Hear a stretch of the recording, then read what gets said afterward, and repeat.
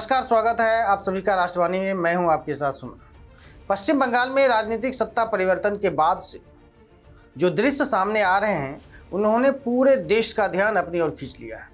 बंगाल की सड़कों पर कई स्थानों पर लोग जश्न मना रहे हैं, लेकिन यह जश्न केवल राजनीतिक जीत का नहीं बताया जा रहा है, बल्कि इसे वर्षों का दर्द, संघर्ष और राजनीतिक बदलाव के बाद जिस बदलाव की उम्मीद की जा रही है, उस रूप में देखा जा रहा है।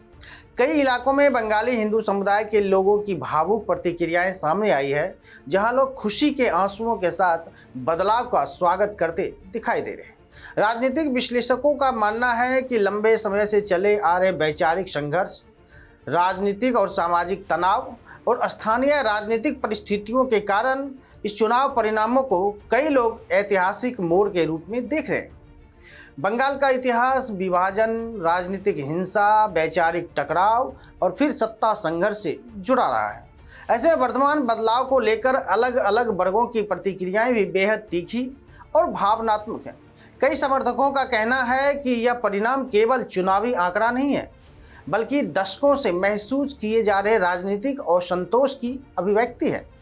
इसी क्रम में दक्षिण 24 परगना और फाल्टा जैसे क्षेत्रों से ऐसी तस्वीरें सामने आई है, जहां स्थानीय लोगों की तरफ से विवादित नेताओं के कार्यालयों पर विरोध प्रदर्शन किए गए हैं।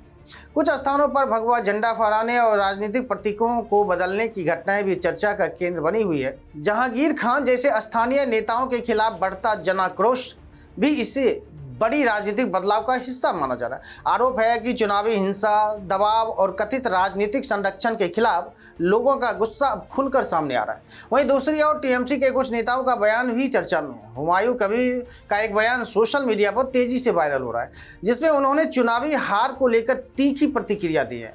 उनके बयान को लेकर राजनीतिक हलकों में नई बहस शुरू हो गई। हालांकि वो चुनाव जीत चुके हैं, लेकिन टीएमसी के हार को लेकर के उनका एक बयान जो आया है, वह इसे बंगाल की बदलती राजनीतिक परिस्थितियों से जोड़कर देखा जा रहा है।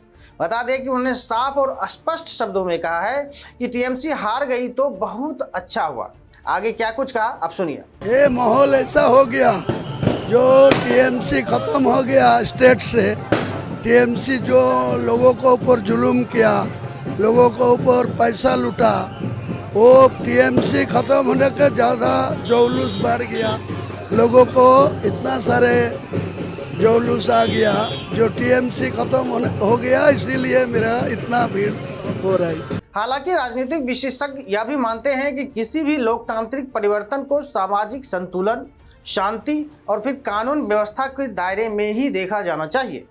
बंगाल जैसे संवेदनशील राज्य में राजनीतिक बदलाव जितना बड़ा है, उतनी ही बड़ी जिम्मेदारी अब नई सत्ता और प्रशासन पर होगी कि राज्य में शांति, विकास और सामाजिक विश्वास को मजबूत किया जाए।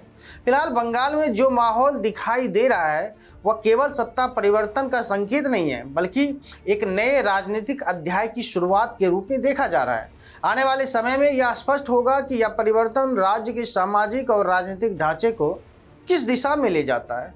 तो क्या बंगाल का यह जनादेश राज्य की राजनीति में अस्थायी बदलाव साबित होगा? क्या वर्षों से चले आ रहे राजनीतिक संघर्ष का नया अध्याय शुरू होगा? इस पूरे घटनाक्रम पर आपकी क्या राय है, हमें कमेंट बॉक्स में जरूर बताएं। और पश्चिम बंगाल की राजनीति से जुड़ी हर बड़ी खबर के लिए जुड़े रहिए राष्ट्रवाणी के साथ। धन्यवाद।